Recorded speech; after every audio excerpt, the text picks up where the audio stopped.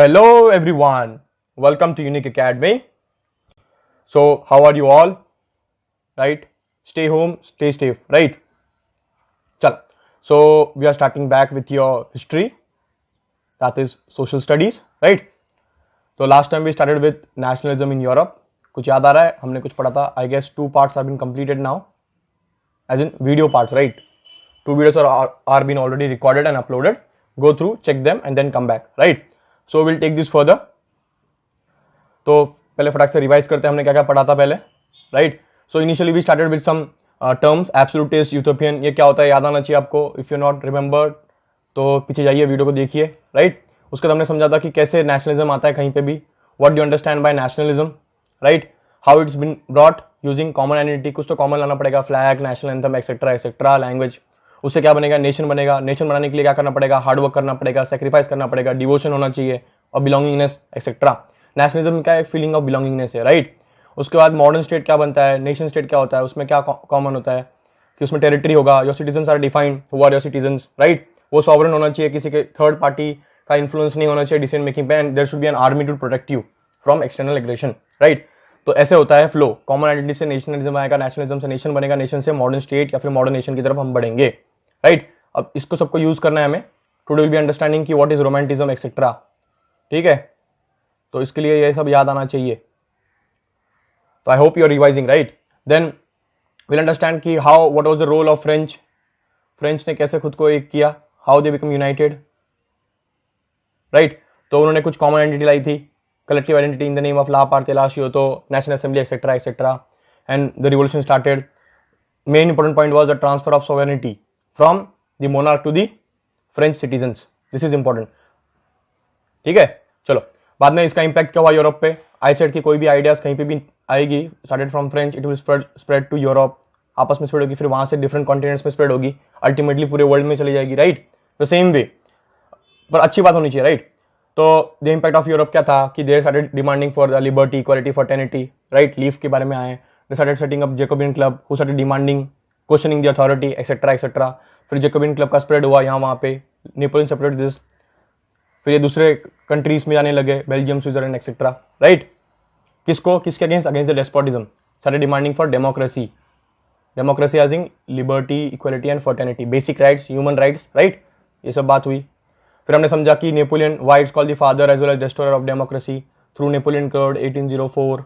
याद आ रहा है ना सब क्या क्या लाया था? Common measures, unit etcetera. उस टाइम पे जीएसटी ले आया ताकि बिजनेसमैन फ्लरिश कर सके, सेम लाइक हिम, राइट? ये हमने समझा.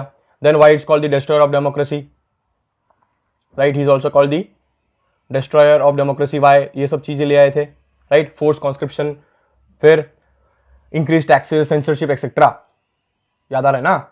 बाद में making of nationalism in Europe. तो उसके पहले हमने समझा था कि what is the background, Europe का बैकग्राउंड कैसा है, वहाँ पे कैसे क्लास में डिवाइडेड है, कहाँ पे मैक्सिमम लोग है et cetera, what are the lifestyles. Then we understood कि how the aristocrats are been isolated, they kept themselves isolated from the other society. कैसे वो खुद को अलग रखते थे, right? Marital et cetera they used to do इंडर, राइट? उनके कम्युनिटी में सब कुछ होता था, नो इंटरफेरेंस फ्रॉम अदर्स. फिर how was the feudal and serfdom been practice. ये common man, how was the difficult, they were the majority, and कैसे उनमें स्ट्रगल स्टार्ट हुआ.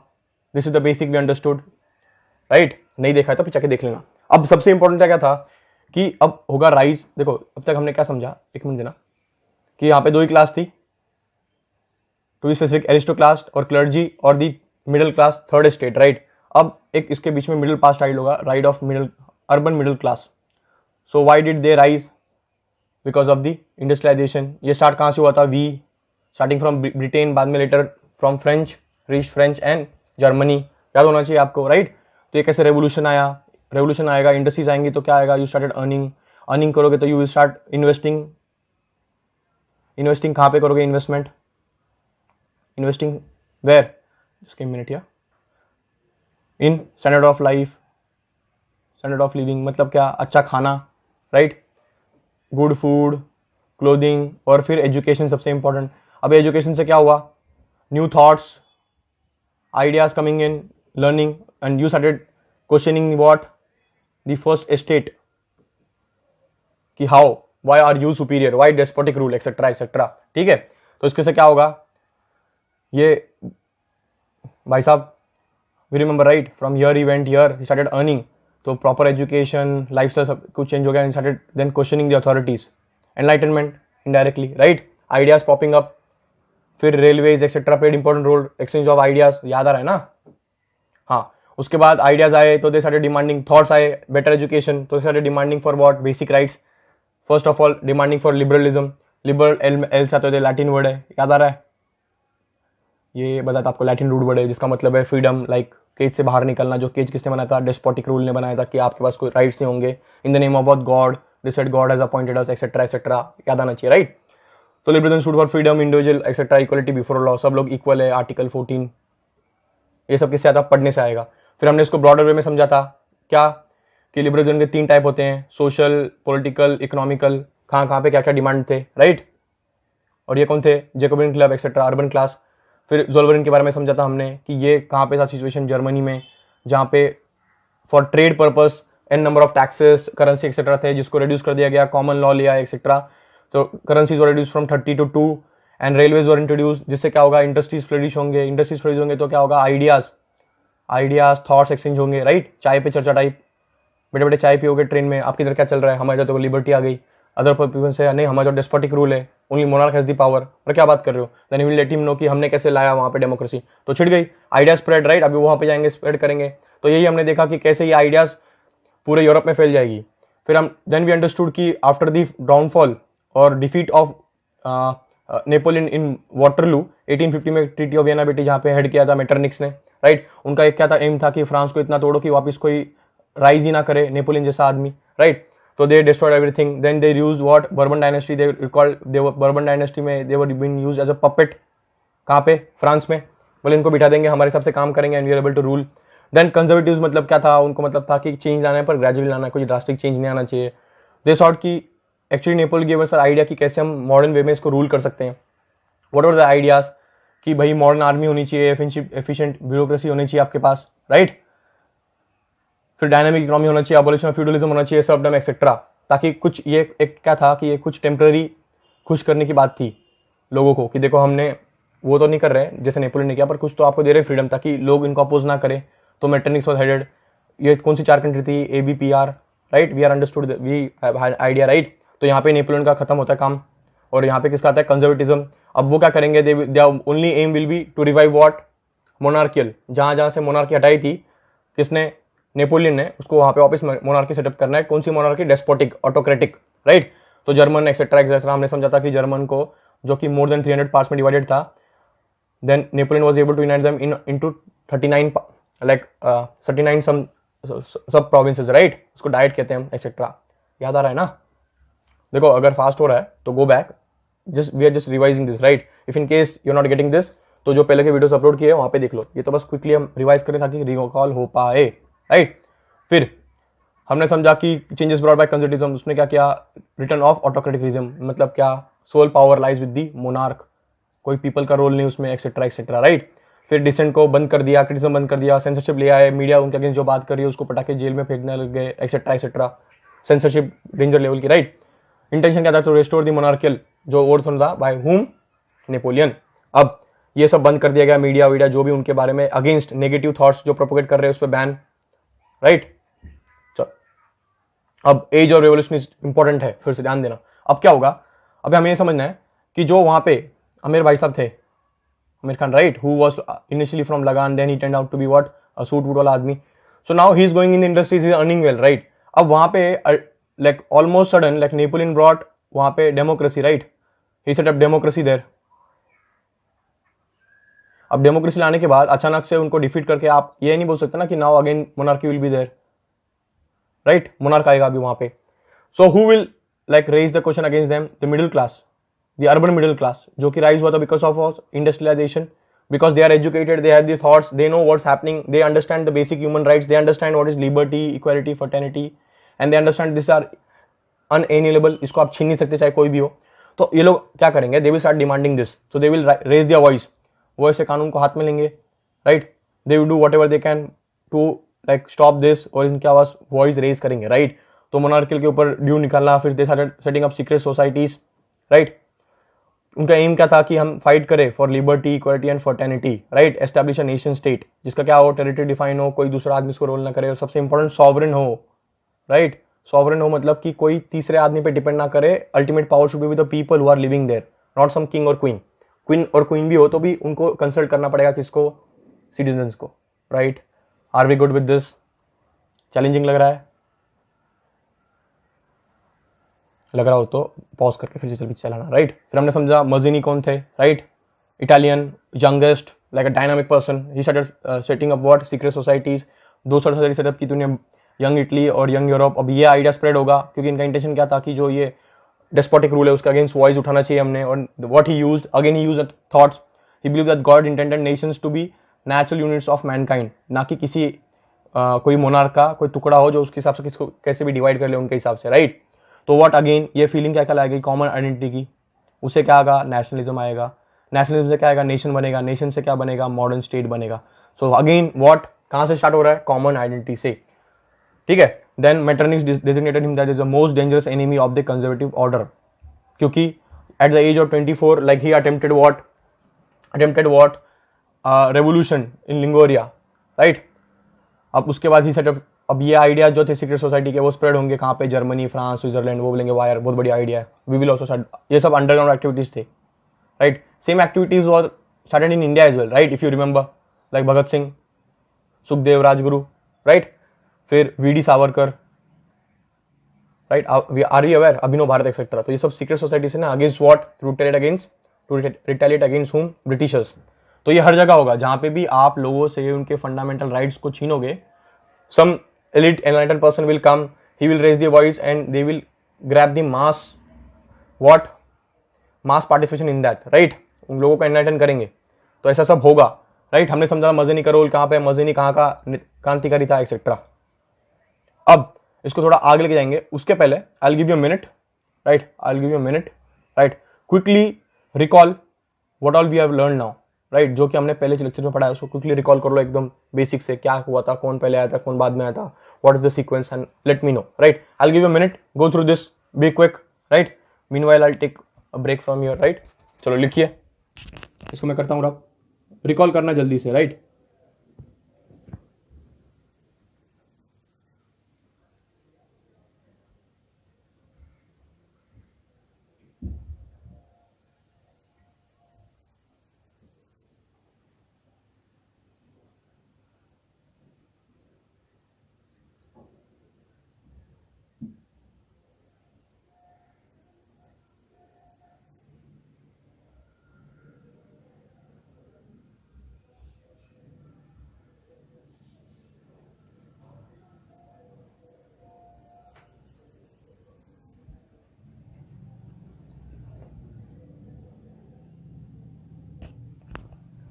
चलो कर लिया रिकॉल, राइट,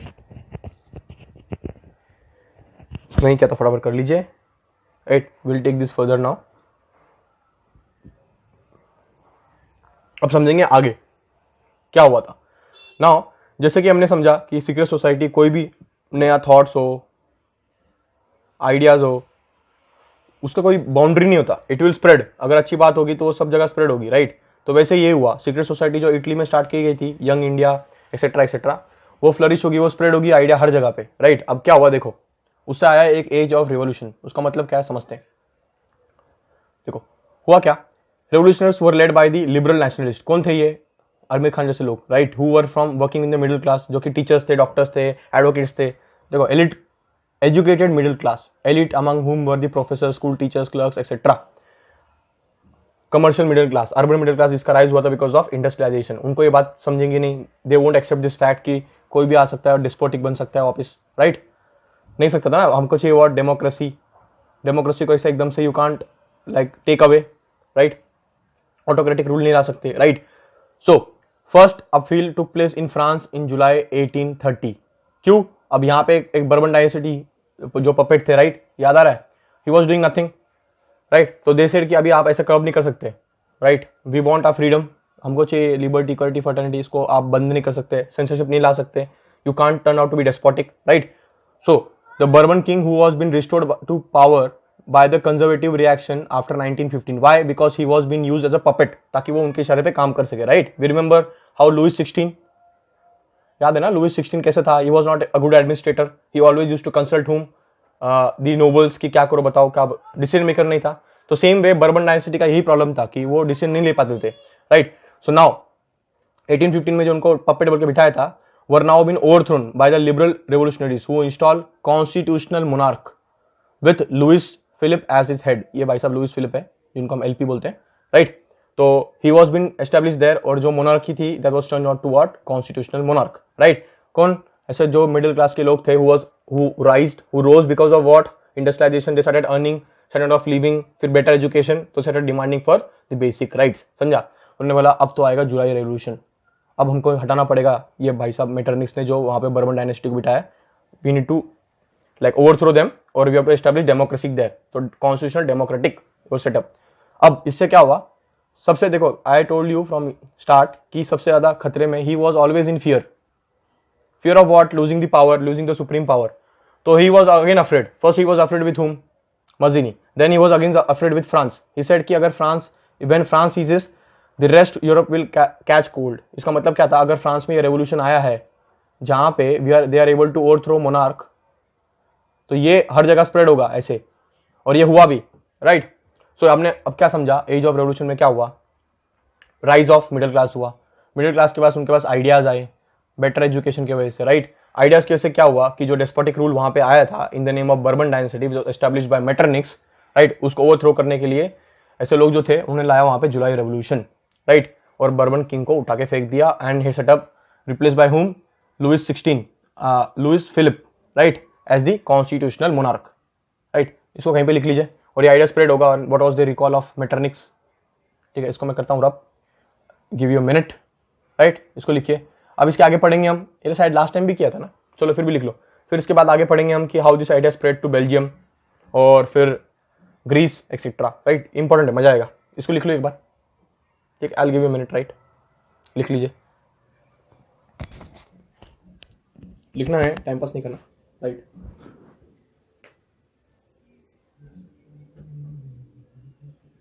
लिखना है, टाइम पास मत कीजिए.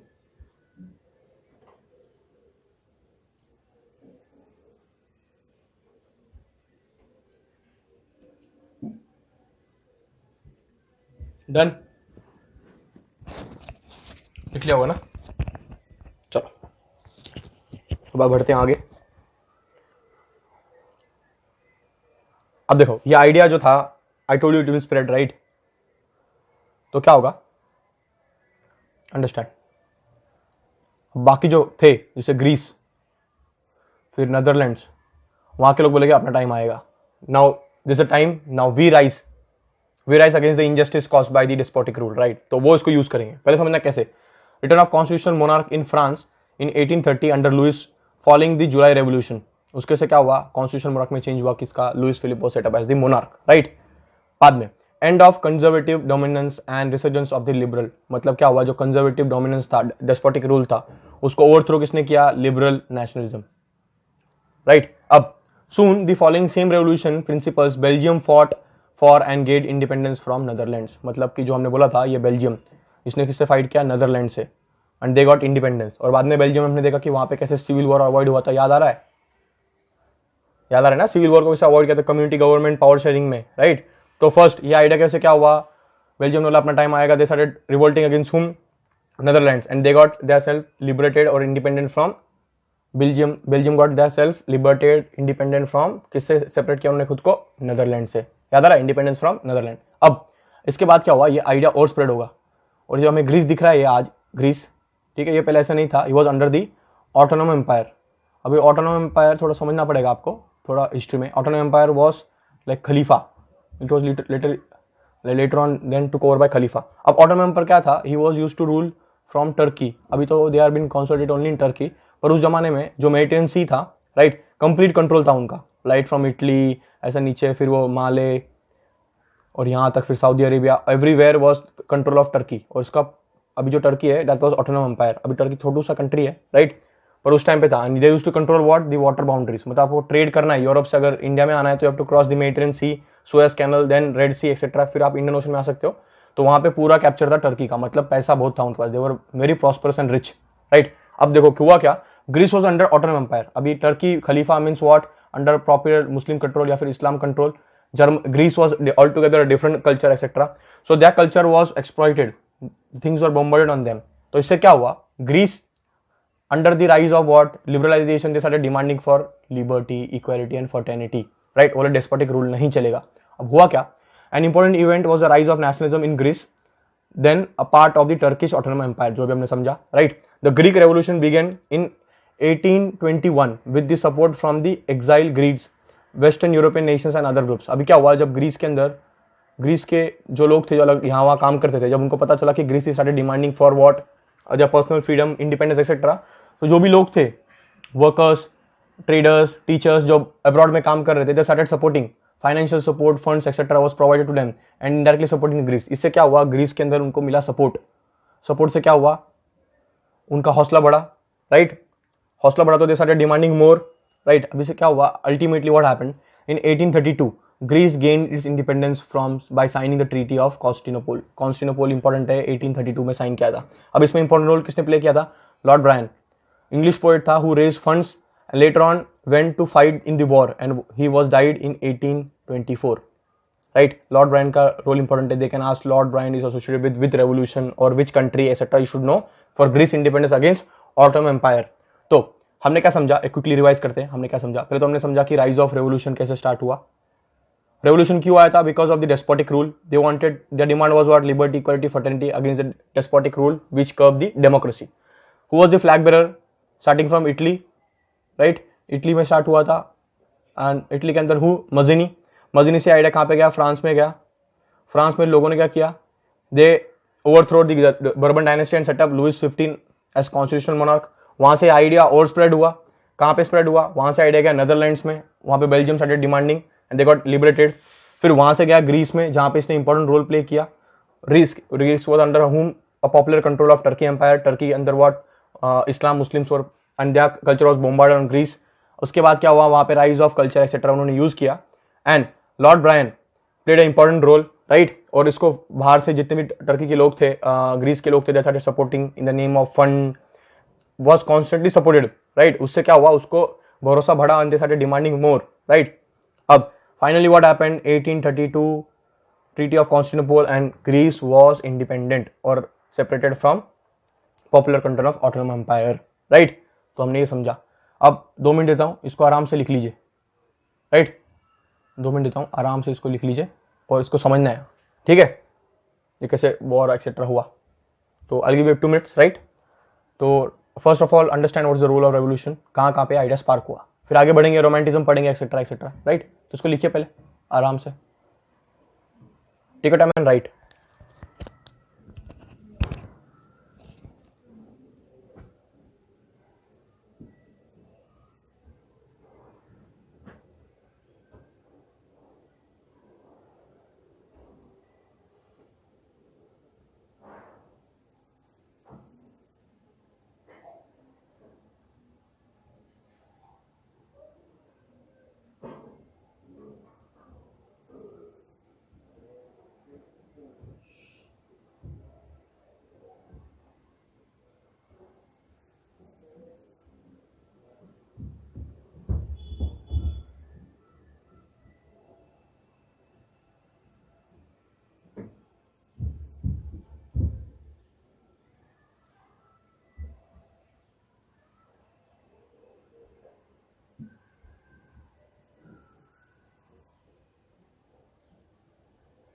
चलो, सो आई गेस लिख लिया होगा, समझ लिया होगा, राइट।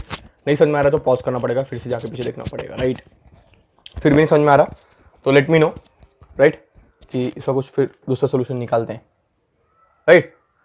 थोड़ा लेंथी चैप्टर है देखो, पर इसमें समझने वाली बहुत सारी बातें हैं, इसलिए वी आर गोइंग स्लो, ताकि आपको सब कुछ समझें। और सीबीएसई देखो, CBSE ask very general questions, जैसे कि रोल ऑफ नेपोलियन, फिर what is nationalism, how was it able to unite या bring freedom etcetera, set up democratic monarchy etcetera. फिर role of Mazzini, what was the role of revolutionaries, why did they rise.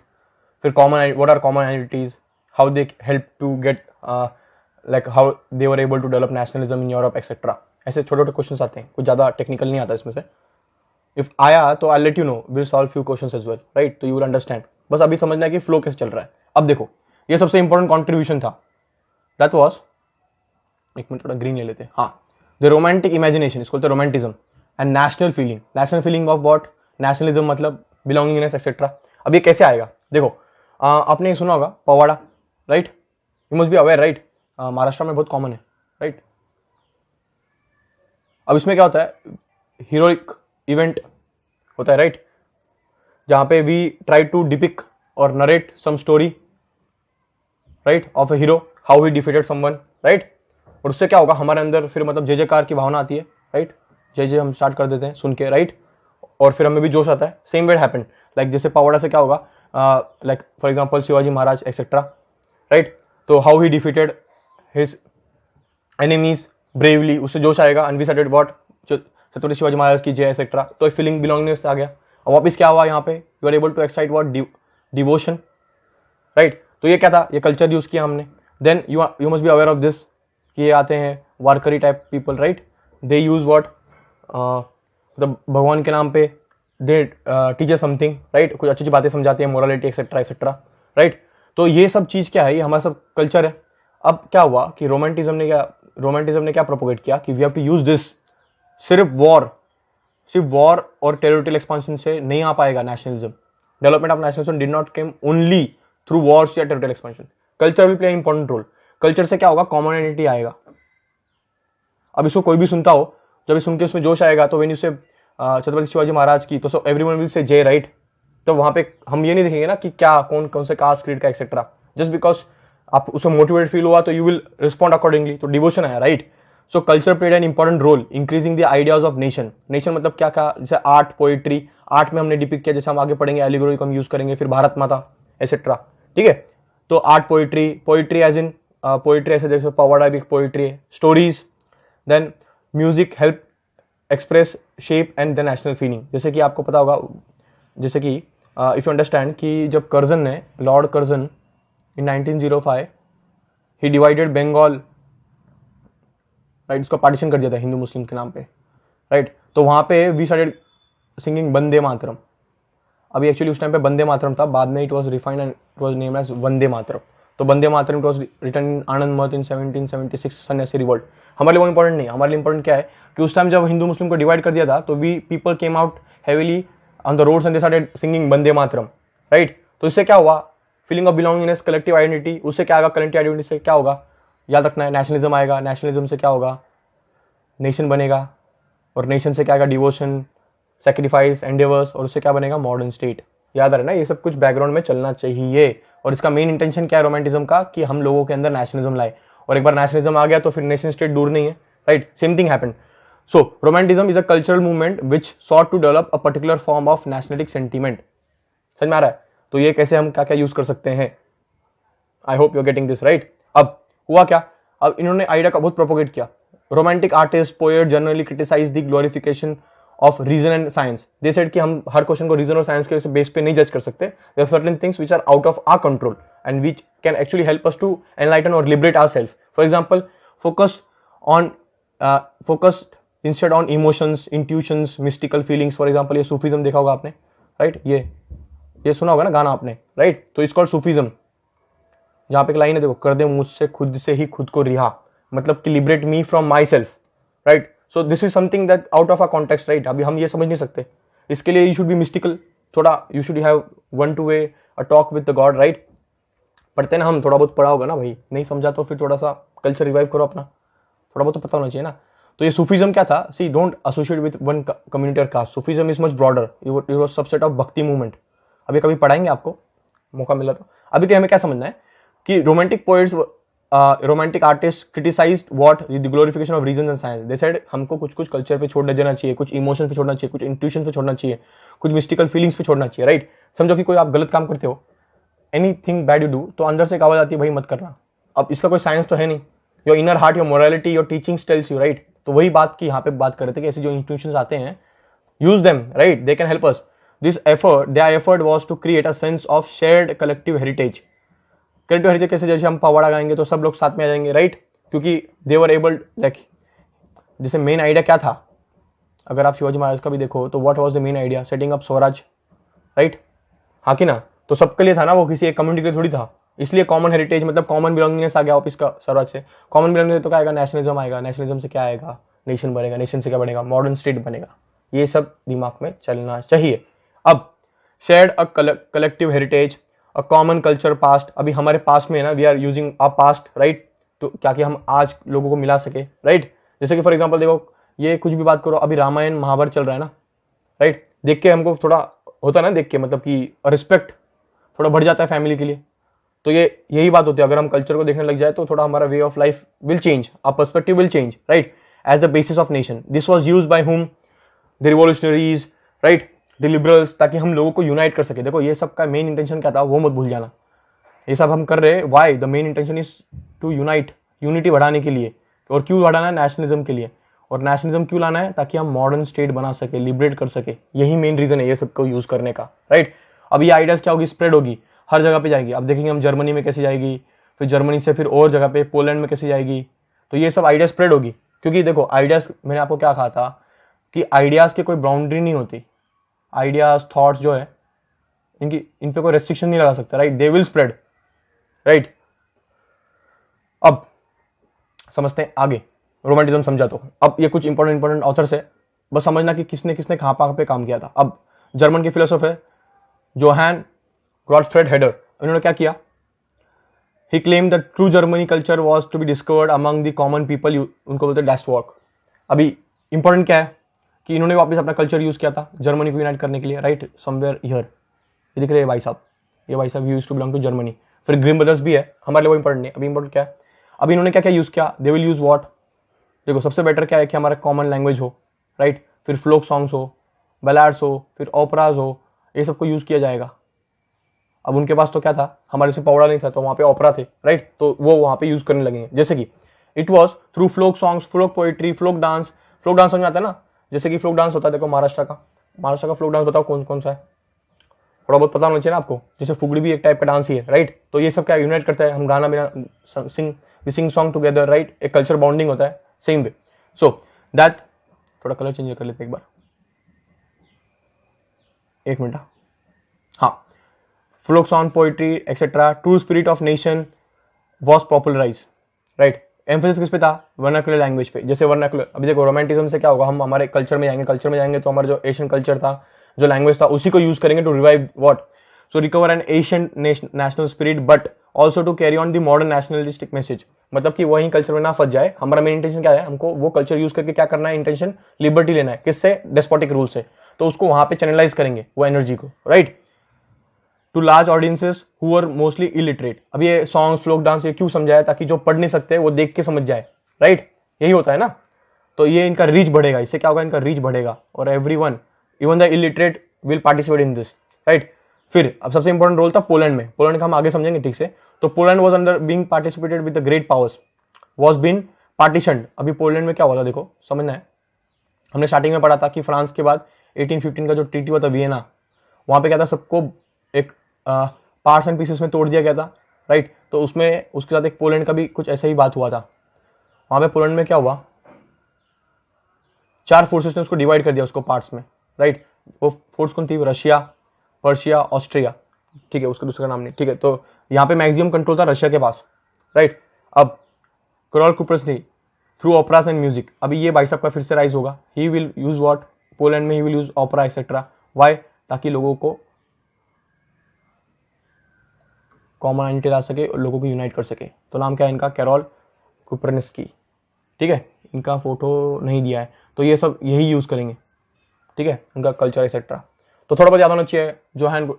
Johan कहाँ के थे भाई साहब, he was from Germany, इनका role कहाँ पे था, पोलैंड में था, दोनों किससे रिलेटेड है, कौन किससे रिलेटेड है, रोमांटिज्म से। सो देखो रोमांटिज्म पे ऐसा क्वेश्चन पूछा जाता है सीबीएसई द्वारा, very simple question they ask, but थोड़ा टेक्निकल होता है कि role of romanticism in nationalism, तो समझना कि नेशनलिज्म लाने में रोमांटिज्म का बहुत इंपॉर्टेंट रोल था, ताकि लोगों को यूनाइट कर सके, कॉमन आइडेंटिटी लाने का काम करेगा ना ये, हाँ कि ना, सिंक में समझ आ रहा है कि नहीं। अब पोलैंड का स्ट्रगल समझते हैं, एक बार तो आपको समझ जाएगा कि वो जो वहाँ पे इशू क्या हुआ था। देखो पोलैंड में समझने के लिए थोड़ा सा कलर चेंज करते हैं। हाँ, पोलिश लैंग्वेज को क्या किया था, फोर्स आउट, पोलिश लैंग्वेज को बंद कर दिया किसने, बाय द रशियंस, क्योंकि मैक्सिमम कंट्रोल उन पे था, तो रशिया ने अपना रशिया लैंग्वेज उन पे इंपोज कर दिया गया। इससे क्या हुआ 1931 में N arm rebellion against Russia took place with the help of which was ultimately crushed. हुआ क्या, देखो रशिया जो था बहुत बड़ा एम्पायर था, राइट, तो वहां पे उन्होंने क्या किया, अपना लैंग्वेज किस पे बॉम्बार्ड किया, पोलैंड पे, और पोलैंड की लैंग्वेज खत्म कर दी। इससे क्या होगा, रशिया का लैंग्वेज उस पर इंपोज किया तो ये पोलैंड वाले को मजा आएगा कैसे बात के, नहीं, दे विल रिवोल्ट, क्योंकि उनको पता चला अभी लिबर्टी इक्वलिटी फर्टेनिटी है, उनके तक भी ये वेव गया, दे स्टार्टेड रिवोल्टिंग विद दिस। इसके अगेंस्ट रिवोल्ट किया तो रशिया ने क्या किया, उसको कब कर दिया, सब खत्म कर दिया। अब यहाँ पे रुके नहीं। Following this many members of the clergy in the Poland began to use language as a weapon for national resistance. जो क्लर्जी नोबल्स थे वहां पे, they also started using what, Polish language, और रशिया को यूज नहीं करता। इसके वजह से क्या हुआ, Polish language was used in church gatherings and knowledge institution. इसके वजह से क्या होगा, रशिया क्या करेगी, रशियन गवर्नमेंट उसको उठा के फेंक देगी सर्बिया में। Large number of priest bishops were put in jail and sent to Serbia. Serbia का कोल्ड रीजन है, राइट, वहां पे सजा काटना मतलब बहुत डेंजर होगा, काला पानी का सजा से भी डेंजर सजा है वहां पे, right. They were sent there by the Russian authorities as punishment for their refusal to preach Russia. ठीक है, अब यहां से समझना क्या है, the use of Polish came to be seen as a symbol of struggle against Russian dominance. मतलब कि यहाँ पे क्या हुआ, रोल ऑफ रोमांटिज्म, कि हाउ रोमांटिज्म जहाँ पे पोलैंड का स्ट्रगल के लिए उसने हेल्प किया। अब इसके बाद में स्टोरी पढ़ेंगे how they got themselves liberated. But यहाँ पे क्या समझना है कि ये कल्चर ने ही उनको यूनाइट करने की कोशिश की ना। अब आप उनका कॉमन आइडेंटिटी जो थी सब कुछ छीन लोगे, उनका कल्चर एक्सप्लॉइट कर दिया, उनकी लैंग्वेज छीन ली, तो लोगों में कुछ कॉमन बिलोंगिंगनेस नहीं होगा जिससे वो एक दूसरे को एसोसिएट कर पाए। तो वहां पे कोई just minute some enlightened person, liberal person got up, right, he started using what, operas etc to propagate the ideas कि देखो भाई हमारा ये आइडिया है, एंड देन बोम्बार्डेड। उससे पोलिश लैंग्वेज यूज हुआ, क्लर्जी नोबल्स ने स्टार्टेड यूजिंग, रशिया उसको इसको कब करने की कोशिश करेगा, बट कब हुआ, बट एक फीलिंग ऑफ नेशनलिज्म वहां पे डेवलप हो गया था अगेंस्ट द डोमिनेशन। तो ये देखो ये कैसे ओपरास को यूज किया जा रहा है डिपिक करने के लिए, राइट, कि देखो कैसा रशियन गवर्नमेंट है, how they are bombarding things on us, right, और हमको लिबरेट करना पड़ेगा इससे। ठीक है, तो एक मिनट देता हूं, उसको लिख लीजिए, I will give you a minute, right this, कि रोल ऑफ रोमांटिज्म क्या था, जो समझा है उसको लिखना है, इसको नहीं लिखना है, थोड़ा शॉर्ट में लिख देना है, राइट। फर्स्ट तो लिखना है कि रोमांटिज्म है क्या, फीलिंग ऑफ बिलोंगनेस, तो बाद में उसके आइडियाज कहाँ कहाँ पे गए, फिर जर्मनी में कौन थे, राइट, पोलैंड में कौन थे, और वहाँ पे इशू क्या था, how they were able to united, right, ये सब लिखना है। आराम से टाइम लीजिए, लिखिए।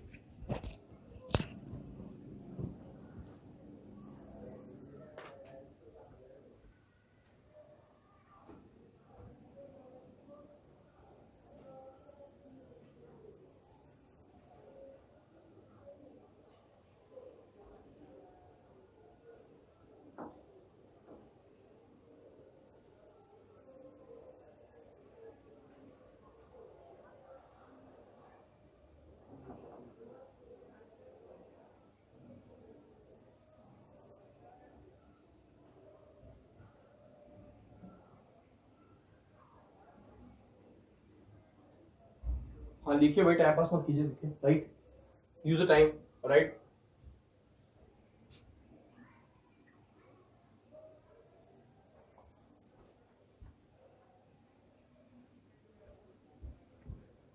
एक मिनट, तो लिख लिया होगा आई गेस, राइट, तो समझ में आना चाहिए, दैट्स द पॉइंट। सब अंडरस्टैंडिंग का है, रोमांटिज्म पे क्वेश्चन आता है, इनडायरेक्टली डायरेक्टली आता है, या फिर यू कैन यूज दिस, हम इसको फिर से नेशनलिज्म इन इंडिया में भी पढ़ेंगे, how we use the culture, थोड़ा समझना है। ठीक है, अब बढ़ते हैं आगे। अब ये हार्डशिप्स के बारे में हेडिंग देना भूल गए हम, हार्डशिप्स एक्सेट्रा, वहां पे क्या क्या तकलीफ हुई, स्ट्रगल कैसे आया, वो सब बातें, ठीक है, रब कर दिया फिर से,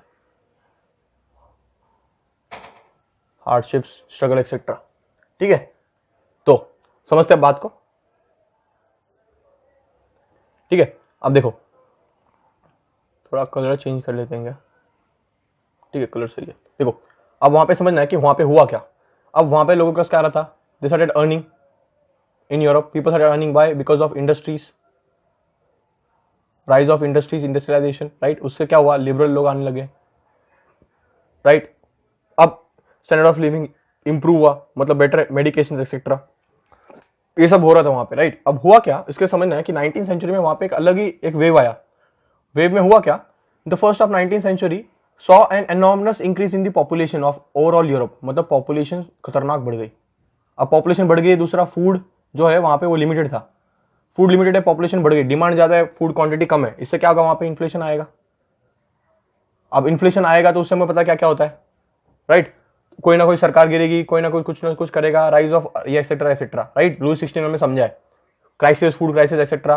अब देखो, population rise, population from rural areas migrated to cities, why, because of jobs, for job opportunities etcetera, and were over crowded leading to what, slums. इससे विशियस साइकिल बन गया, याद आ रहा है। पहले तो वहां पे पॉपुलेशन राइज हुआ, पॉपुलेशन राइज हुआ, दे वांटेड टू अर्न, तो अर्निंग का अपॉर्चुनिटी कहां पे था, अर्बन सिटीज में, तो वहां पे लोग जाने लगे, वहां पे उनको जॉब नहीं मिला, दे स्टार्टेड मेकिंग देम, वहां पे ओवर क्राउडेड होकर वहां पे स्लम्स बनने लग गए, राइट। अब इंक्रीज, एक मिनट इसको रब कर लेते हैं थोड़ा सा, हाँ। अब increase economic hardship during the 1830s, क्या हुआ वहां पे, वाइड स्प्रेड अनएम्प्लॉयमेंट, क्योंकि जॉब नहीं है और वहां से अर्बन से रूरल से लोग अर्बन की तरफ आ रहे हैं, वहां पे स्लब्स बना रहे हैं, उसके से अनएम्प्लॉयमेंट हुआ। अर्बन कंजेशन, क्यों, ओवर क्राउडेड हो रहा है, right. Second, competition from the machines, machine made goods, क्यों, अब देखो हैंडमेड गुड्स है, वो एक दिन में समझो 10 बना सकते हैं, तो मशीन्स तो कैन मेक इन 1 आवर 100, अब 100 बना रहे तो ये सस्ते में बेचेंगे, चीप में बेचेंगे इसको, अब इनका कोई खरीदेगा क्या। अभी हैंडमेड गुड्स होते हैं और जो मशीन मेड होते हैं, दोनों में there is a way more difference, handmade goods are way more expensive, आके ना, क्योंकि उसमें तो टाइम लगता है ना, but the quality matters, but लोगों को क्या था, सस्ता चाहिए था, राइट।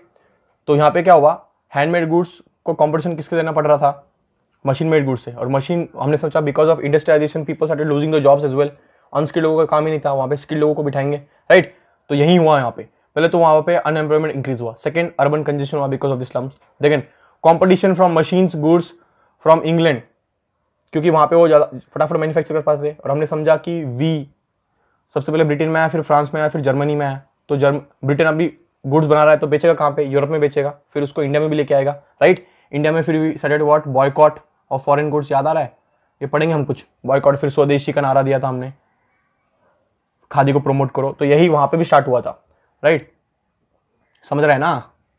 हाँ, तो फ्यूडल ड्यूज तो वहां पे अभी भी प्रेवलेंट थे, कहीं कहीं से निकले थे फ्यूडल ड्यूज, मतलब सर्वडम एक्सेट्रा, और फिर राइजिंग फूड प्राइसेस, क्यों, एक तो फूड की क्वांटिटी जो है वो है कम, दूसरा पॉपुलेशन जो है वो एनॉर्मसली इंक्रीज हो रहा है, अब ये मिसमैच हो जाएगा डिमांड सप्लाई, उसके से राइजिंग फूड, अब उसके बाद वहां पे ड्रॉट भी आना ही है, ड्रॉट आएगा तो क्रॉप फेलियर आएगा, ये हमने समझा था कब, लुईस 16 के टाइम क्या क्या हुआ था, तो वहां पे बिकॉज ऑफ इंडस्ट्रीज ये सब चीज हो रहा है, तो इससे सबको दुख होगा, राइट।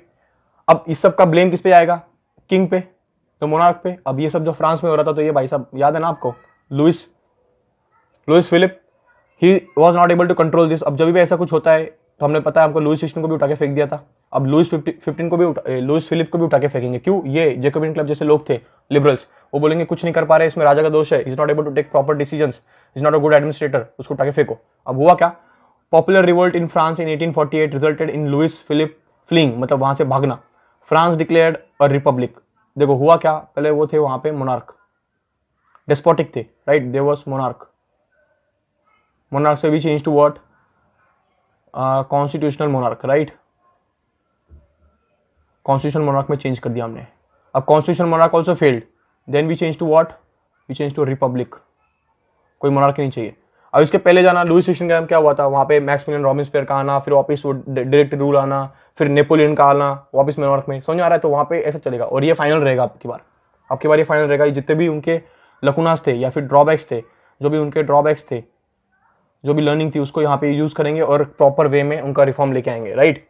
तो अब क्या समझना है, हाँ, तो लुईस फिलिप को उठा के फेंक दिया बाहर, and they declare themselves republic with vote, republic means what, ultimate power with the people, ना कि सॉवरेन है और ना कि कोई मोनार्क उनका हेड है, अब पीपल जो रिप्रेजेंट करेंगे वही उनका हेड बनेगा। रिपब्लिक मतलब व्हाट, पीपल ने इलेक्ट किया हुआ representative, it's called Republic, people representative, इसको बोलते हैं रिपब्लिक, जिसको पीपल अपॉइंट करेगी, राइट, डायनेस्टी रूल वगैरह कुछ नहीं चलेगा अभी। हाँ, with voting rights for all men above 21 years of age and national workshop were set up for the employment, जो कि एम्प्लॉयमेंट वाले इश्यूज हुए थे सब, एक तो सबको राइट दे दिया 21 एंड अबाव को, right, and they started demanding for what, employment. समझ में आ रहा है, इसलिए कि जो भी अनएम्प्लॉयमेंट वहां पे आ गई थी उसके लिए उन्होंने कैंप्स लगाए, ताकि हम सबको जॉब्स देंगे, और ये भाई साहब को उठा के फेंक दिया वहाँ से। कौन? ये जैकबिन क्लब टाइप के लोग। समझ रहा है कि ज़्यादा फास्ट हो रहा है, टेक योर टाइम, अंडरस्टैंड। हमने क्या समझा, 19वीं सेंचुरी में वहाँ पे एक वेव आई कहाँ पे? यूरोप में, जहाँ पे पॉपुलेशन बहुत डबल ट्रिपल रेट से इंक्रीज्ड। अब फूड क्वांटिटी उतनी ही है, तो quantity was not able to match the population. उससे वैसे आगे डिस्ट्रेस आएगा तो people what, because for the jobs they started migrating from the rural areas to urban areas. वहाँ पे ओवर क्राउड हुआ, स्लम्स बनाने लग गए। अब अनएम्प्लॉयमेंट है, मशीन गुड्स को टेक ओवर करना है, सब कुछ कोलैप्स हो रहा है। सबका ब्लेम किस पे आएगा? वहाँ पे फूड शॉर्टेज आया, इन्फ्लेशन आया और क्रॉप फेलियर हुआ। सबका ब्लेम किस पे आएगा? राजा पे। लुइस 15। पीपल विल राइज, बोले कुछ नहीं कर पा रहे, उनको उठा के बाहर फेंको। So he was removed and republic was set up there in France. हाँ कि ना? अब वोटिंग राइट्स दिए, एक्सेट्रा एक्सेट्रा एक्सेट्रा। ठीक है, अब ये आइडिया फिर से स्प्रेड होगा। हमने समझा ऐसा कोई भी बढ़िया आइडिया आता है तो वो क्या होता है, वो स्प्रेड होता है, राइट। तो अभी फ्रांस से वो अलग अलग जगह पे जाएगा। अब हुआ क्या, एक इंसिडेंस हुआ वहां पे, ये सिलेशिया एक, वहां पे 1845 में क्या हुआ, अब समझना है आपको कि एक्चुअली क्या था। वहां पे जो वीवर्स थे, दिख रहा है ना, वीवर्स, हैंड वीवर्स थे, ये हैंडमेड गुड्स बनाते थे। इनिशियली क्या होता था कि वहां पे जो कॉन्ट्रैक्टर थे, let me change the colour, जो कॉन्ट्रैक्टर था used to pay them well, बाद में क्या हुआ, बिकॉज ऑफ मशीन गुड्स, इसका डिमांड कम होने लग गया, right. So indeed he started paying them less and he was doing a kind of a partiality, right. Background में ही कुछ बदमाशी कर रहे थे वो, राइट। अब हुआ क्या, अब ये वीवर्स का तो क्या हुआ था, they were completely dependent on him. अब he started indirectly paying them less. अब लेस पेइंगे तो इनका खर्चा जो था, सब्सिस्टेंस क्राइसिस आया उसमें, they were not able to even get what they were required, like basic food etcetera हुआ। उसके बाद क्या हुआ, अब उन्होंने सीखा था कि भाई ऐसे टाइम पे करना आपको revolt for your fight, like for your independence, for your freedom, right, तो फॉर द राइट। तो वहीं पे भी वही हुआ, led to a revolt against the contractor who was cheating them as in machine goods के नाम पे उनको ऐसे कर देते। सिर्फ बेसिक समझना है। सिलेशिया में क्या हुआ था, वहां पे व्यूअर्स थे जिनको contractor used to pay them in advance, या फिर contractor used to pay them for the goods, और उनको वो रॉ मटेरियल भी प्रोवाइड करता था, किया जाता था, राइट। और indeed they used to weave them and give the contractor back, और कॉन्ट्रैक्टर उसको सेल करके पैसा यूज्ड टू अर्न, इनको कुछ मिल जाता था। अब क्या हुआ, contractor started exploiting this, started paying them less, या फिर पे ही नहीं करते थे, रॉ मटेरियल में कुछ ये सब एक्सेट्रा एक्सेट्रा। इसके से क्या हुआ, इनके they will be in distress, तो they led an revolt against the contractor who was cheating them. They surrender his house, वहां पे हाथ पे चले गए, उसको मारपीट किया गया, इनको बेस्टल बना दिया। तो वहां से वो भाग गए, फिर बाद में आर्मी बुलाई गई वो रिस्टोर करने के लिए, बाद में दे वर अटैक्ड और कुछ 11-12 लोग उसमें मर गए थे। हमारे लिए वो इंपॉर्टेंट है, हमारे लिए इंपॉर्टेंट क्या है, they surrounded his house and demanded higher wages, getting only threads from him, they attacked his house and destroyed his goods. ठीक है, ये सब कुछ हुआ, बाद में अल्टीमेटली क्या हुआ, वापस आए और ये कब कर दिया गया।